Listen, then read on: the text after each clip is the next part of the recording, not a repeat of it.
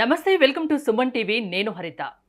మీకు business loan కావాలా, personal loan కావాలా, దీనికోసం ఎక్కడెక్కడో తిరుగుతున్నారా? అయితే ఆ అవసరం లేదు, ఆ లోన్ మేమిప్పిస్తామంటున్నారు డిఎంఎస్ అసోసియేట్స్. అది ఎలాగో అడిగి తెలుసుకుందాం. స్టూడియోలో ఉన్నారు డిఎంఎస్ అసోసియేట్స్ ప్రొపరేటర్ మధుబాబు గారు. నమస్తే అండి. నమస్తే హరిత. అసలు ఈ డిఎంఎస్ అంటే ఏంటి?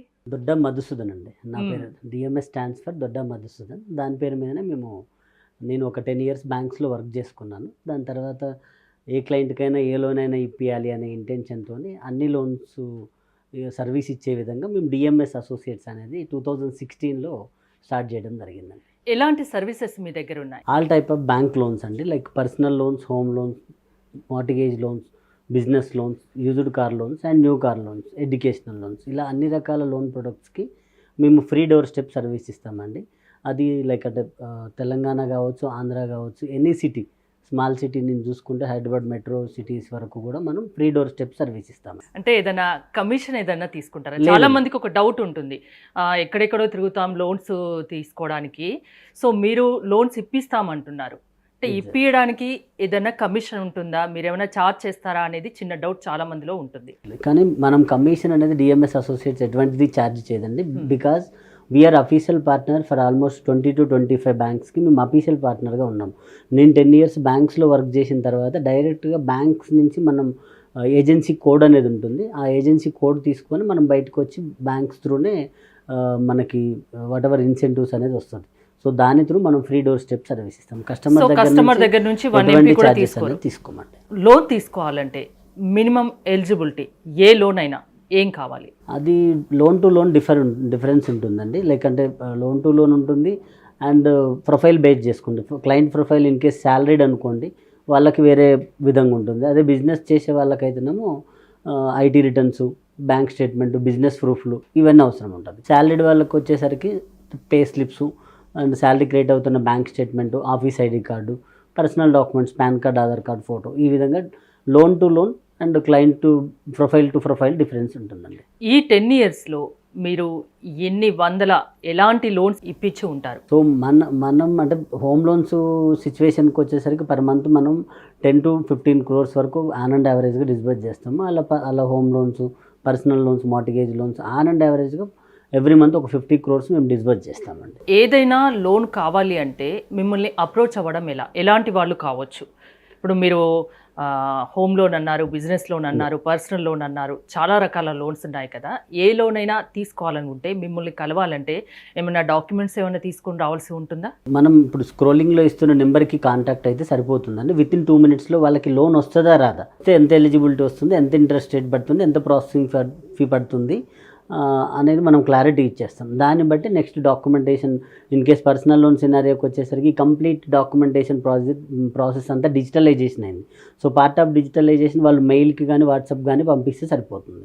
సో అలానే హోమ్ లోన్ కావాలి అనుకునే వాళ్ళైతే మాత్రం ఒకసారి ఫోన్లో డిస్కషన్ చేసి ఆ ప్రాపర్టీ ఎక్కడ అండ్ అది దానికి బిల్డింగ్ పర్మిషన్లు ఉన్నాయా లేవా, ఉంటే ఒక తిరిగా లేకపోతారుగా, క్లయింట్కి ఇన్కమ్ డాక్యుమెంట్స్ అంటే pay slips, bank statement and IT returns, business ప్రూఫ్లు ఉన్నాయా లేవా, లేకపోతే ఒక తిరుగు ఉంటుంది, ఉంటే ఒక తిరిగా లేకపోతే. సో ఈ విధంగా ఫోన్లో ఓవర్ ది డిస్కషన్ అయిపోయిన తర్వాత డాక్యుమెంటేషన్ ప్రాసెస్ అని ఉంటుంది. అది హోమ్ లోన్ సినారియోకి వచ్చేసరికి ఒరిజినల్ సేల్ డీడ్లు అండ్ ఈసీలు ఇలా ఎక్కువ డాక్యుమెంటేషన్ ఉంటుంది. కాబట్టి మా పర్సన్ క్లయింట్ ప్లేస్కి వెళ్ళి తీసుకోవడమా, లేకపోతే అతను మా ఆఫీస్కి వాకిన్ అయ్యి డాక్యుమెంట్ సబ్మిట్ చేయడం అనేది ఉంటుందండి. చాలామంది లోన్స్కి అప్లై చేసినా అది అప్రూవల్ అంత ఈజీగా కాదు. సో జనరల్గా వాళ్ళు చేస్తున్న మిస్టేక్స్ ఏంటి? మీ 10 years ఎక్స్పీరియన్స్లో మీరు ఏం చూసారు? మేజర్గా లోన్స్లో రిజెక్ట్ అవ్వడానికి మేజర్ రీజన్స్ ఒకటి సిబిల్, 2 ఎలిజిబిలిటీ క్రైటీరియా. అంటే సిబిల్ ఇంతకుముందు ఎలా ఉండేదంటే అండి, ఎవ్రీ బ్యాంక్, ప్రతి బ్యాంకు కూడా క్లయింట్ నా దగ్గరకు వచ్చే క్లయింట్ సిబిల్ స్కోర్ అనేది 720 ఉంటేనే లోన్ ఇస్తా, 750 ఉంటేనే లోన్ ఇస్తా, ఈ విధంగా ఒక పారామీటర్ అనేది పెట్టుకునేది. బట్ బ్యాంక్స్ ఈ ప్రజెంట్ సిస్టమ్ అలా లేదండి. ఒకవేళ క్లయింట్ది సిబిల్ 800 సిబిల్ స్కోర్ ఉన్నప్పటికీ latest 3 months 4 months check bounces ఉన్నాయనుకోండి, ఇమీడియట్ సిబిల్ ఎఫెక్ట్ అయి తగ్గిపోదు. బట్ ఆ నెంబర్ మంచిగా ఉన్నప్పటికీ లేటెస్ట్ 4 months చెక్ బౌన్సెస్ అయినాయి కాబట్టి నేను ఇవ్వను అంటే స్ట్రైట్ అవే. అదే ఒక క్లయింట్కి 650 సిబిల్ స్కోర్ ఉన్నప్పటికీ లేటెస్ట్ 1 year or 1.5 year నుంచి ఇమీడియట్లీ ఇంక్రీజ్ అవ్వకపోయినా 1 year 1.5 year ట్రాక్ బాగుంది అనుకోండి, దాన్ని బేస్ చేసుకొని లోన్లు వచ్చేస్తారు. సో పర్టికులర్ స్కోర్ ఇంతే ఉండాలనేది ఒకప్పటి రూలు, బట్ స్కోర్ కాదు, latest running loans running track ఎలా ఉంది అనేది చూస్తాయి. అండ్ సెకండ్ థింగ్ వచ్చేసి ఎలిజిబిలిటీ. సో ఇప్పుడు ఒక client loan income, for example self employed అయితే ఐటీ రిటర్న్స్లో చూపించిన ఏదైతే ప్రాఫిట్స్ ఉంటాయో దాన్ని బేస్ చేసుకొని, శాలరీడ్ అయితే నెట్ శాలరీ బేస్ చేసుకొని, వాళ్ళ శాలరీలో జనరల్గా జరిగేది ఏంటంటే 60 to 75%, 70% ఆర్ 75 మ్యాక్స్, అంత పర్సంటేజ్ ఆఫ్ ది శాలరీ మాత్రమే ఈఎంఐస్కి పోవాలి. రిమైనింగ్ అతని ఫుడ్, లైఫ్ స్టైల్, అకామిడేషన్కి ఉంచాలి అనేది ఆర్బీఐ గైడ్ లైన్స్. ఆ గైడ్ లైన్స్ ప్రకారం ఆల్రెడీ వాళ్ళకి 70%, 75% పోతుంటే తప్ప అలా లేకున్నప్పుడు ఖచ్చితంగా లోన్స్ వస్తాయండి. ఏదైనా లోన్ తీసుకోవాలి అనుకుంటే కస్టమర్ బ్యాంకులను ఎలా చూస్ చేసుకోవాలి? ఇప్పుడు జనరల్గా మీరు ఇందాక అన్నారు కదా, సో డిఎంఎస్ ఎందుకు అని ఎట్లా అన్నారు కదా. సో ఇక్కడ అదే అండి, క్లయింట్ టైంని మేము సేవ్ చేస్తాం. ఎలా అంటే ఇప్పుడు మీరు 10 days 10 బ్యాంక్స్ చుట్టూ తిరిగి ఎక్కడ ఇంట్రెస్ట్ రేట్ ఎంత ఉంది అని తెలుసుకునే బదులు జస్ట్ స్క్రోల్ అవుతున్న నెంబర్కి మాకు కాల్ చేస్తే ఏ బ్యాంకులో వస్తుంది, ఎంత రేట్ ఆఫ్ ఇంట్రెస్ట్ వస్తుంది, ఎంత ప్రాసెసింగ్ ఫీ వస్తుంది మేమే స్క్రూటినైజ్ చేస్తాం. సో కొన్ని డిఎస్ఏలు మీరు అన్నట్లు కమిషన్ తీసుకొని చేసే వాళ్ళు ఉండొచ్చు, లేరు అని నన్ను. దాంతోపాటు ఫైల్ రాగానే అరే క్లయింట్ ప్రొఫైల్ వచ్చింది కదా అని ఇమీడియట్లీ లాగిన్ చేసి, చాలా మందికి డౌట్ వస్తుంది, మీరు మీ దగ్గరికి వస్తే లోన్ ఇప్పిస్తామంటున్నారు, మీకు ఏమి ఇన్కమ్ లేనిది, దానివల్ల మీకు ఏం లాభం లేని మీరు చేయరు కదా. ఎగ్జాక్ట్లీ. సో మేము ఆల్రెడీ అఫీషియల్ పార్ట్నర్, బ్యాంక్స్కి అఫీషియల్ పార్ట్నర్, అఫీషియల్గా మేము బ్యాంకు నుంచి కోడ్ తీసుకున్నాం కాబట్టి మాకు బ్యాంకు నుంచి ఇన్కమ్ అనేది జనరేట్ అవుతుంది. సో అందువల్ల తీసుకోము.